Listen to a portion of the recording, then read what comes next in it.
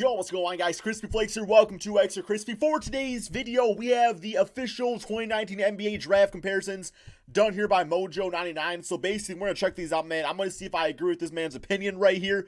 And yeah, we're going to go from there. So yeah, if you guys could do me a quick favor and please drop a like on this video before we get going, that would be greatly appreciated. As always, link to the video and the channel in the description below. So here we go, man. Official 2019 NBA draft day comparisons. Let me know your guys' comparisons in the comment section below if you have any like arguments here or you just think somebody else is a better comparison. All right, man, here we go. Yo, what's up with y'all, man? I hope you're doing good. If you're new and you're a fan of the NBA, subscribe to this channel. So let's get straight into it. Comparisons. One of the things that us fans like to do when it comes to these young and up-and-coming prospects out of college is to compare and contrast them from players in the past and today. Now look, man. It's pretty easy to do, too, just because like we've seen so many players go through the NBA. It's hard to really be that different as a basketball player these days. I mean, like Curry's the last guy to like completely change the game. So there's always some sort of comparison out there. I'm not gonna lie. I be seeing the most lazy comparisons out there on the internet. I kid you not, like for instance, whenever there's a 6'7" to 9" wing coming out of the draft, people literally just slap him with the Kawhi comparison. Oh, he got long arms, or he could play defense and do stuff offensively? Next Kawhi. It happened to Josh Jackson, it happened to Mikal Bridges, and it is now happening to DeAndre Hunter. Another funny one out there is the Dirk Nowitzki comparison. Ooh, hold on. Oh, he's the 7-foot white dude that can shoot, man, for Europe every single time. He's foreign. Whoa, wait a minute. He can shoot and he's 7 foot tall. That's the next Dirk Nowitzki. That's the next Kristaps Porzingis. Like, god damn, yo, like, what's up, man? I'm gonna try my best to right most of those wrongs and give you guys an accurate comparison to these guys coming out of college. Now look, before I go on, I just want to point out something real quick. I want to say that these players are their own players. They cannot be a duplicate of whatever player that you compare them to or say they will be. Nobody's gonna be a complete duplicate, because that just won't happen. But play styles and stuff, I think that just simply isn't possible. Now they might have similar abilities and traits, but them being the same exact players and having the same exact achievements and stuff like that is a ridiculous thing to expect. They, just like me and you and every single other human being on this planet of Earth, are one of a kind. They are different. Even twins.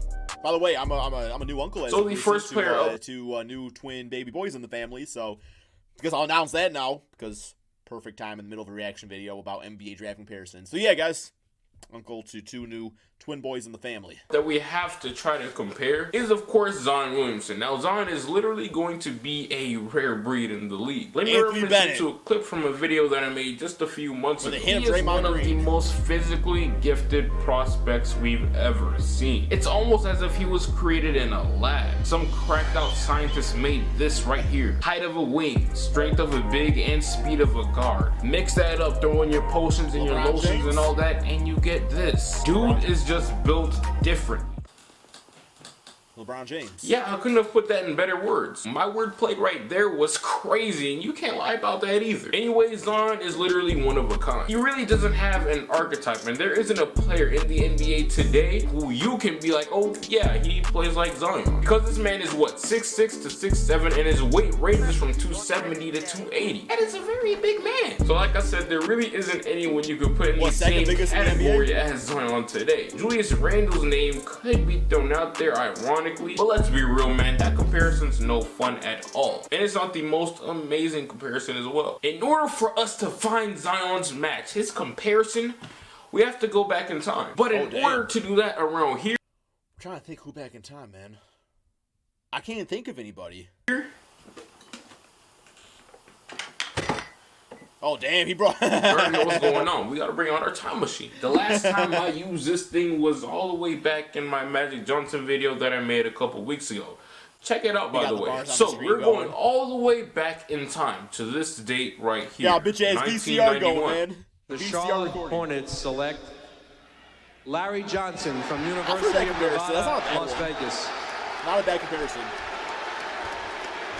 Larry Johnson from UNLV. That is the year that someone by the name of Larry Johnson was drafted #1 overall to the Charlotte Hornets. Now, Larry coming out of college was a 6'6", 250-pound power forward.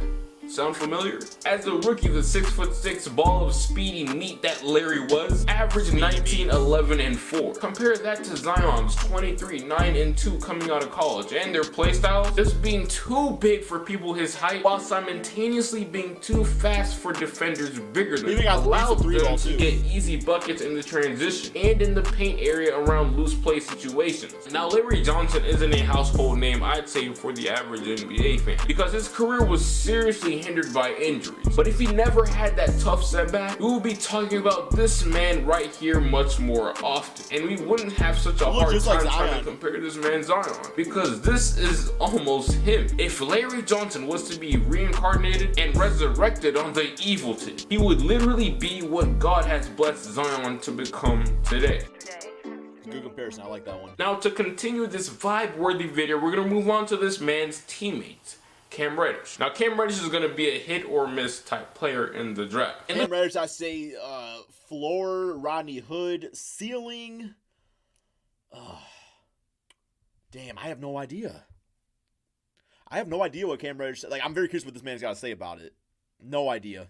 Looking back on this video a year, 2 years, 3 years, 4 years from now, 5 years, who knows? I could either turn into a meme and sound like a dingus because of the outcome of his career, or I could look like a god.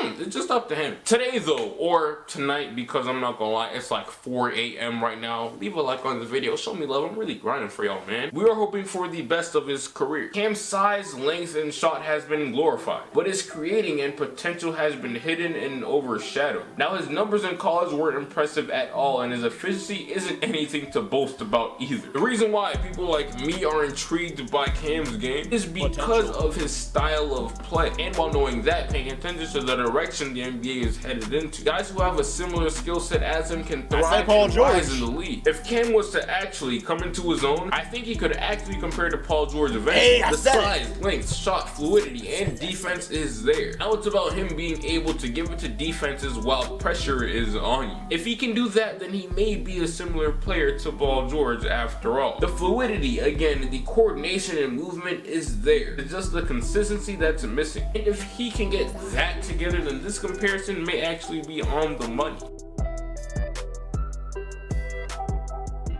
Now on to the next and second best prospect in this draft after Zion Williamson, Ja Morant. Oh man, I would probably say for Ja. Is it bad he gives me Damian Lillard vibes?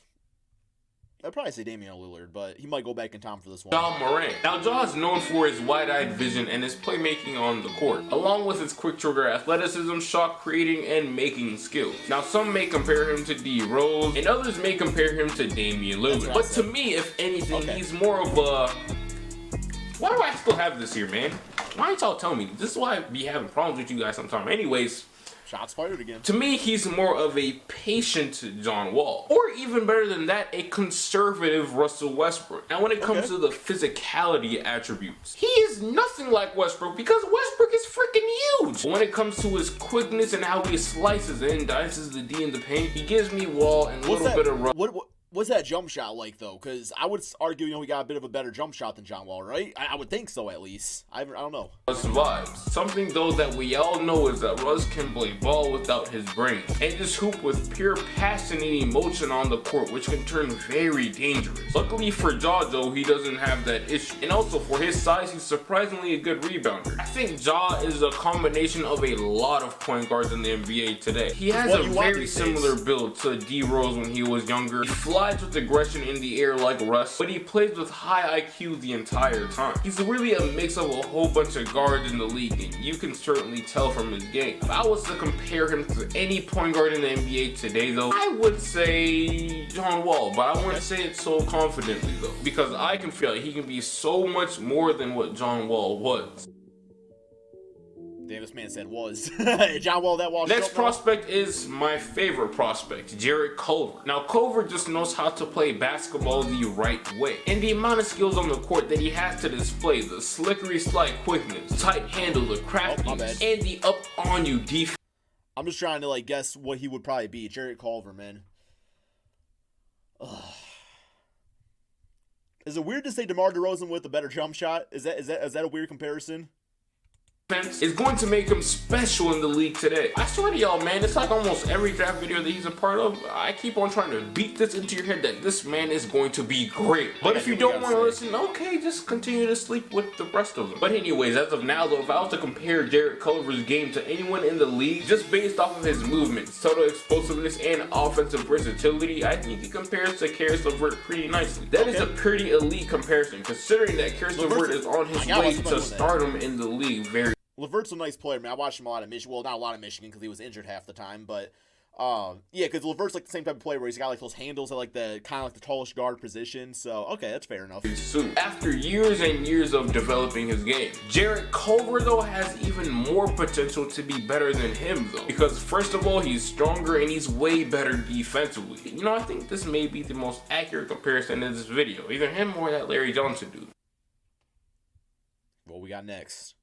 Black screen of death. Now these last two player comparisons are kind of tough because these guys in college had limited playing. Well, I like that light thing he's got going in the background. I gotta get myself one of those. The first player that we have to talk about is that man Bol. Now Bol, man, Manu Bol.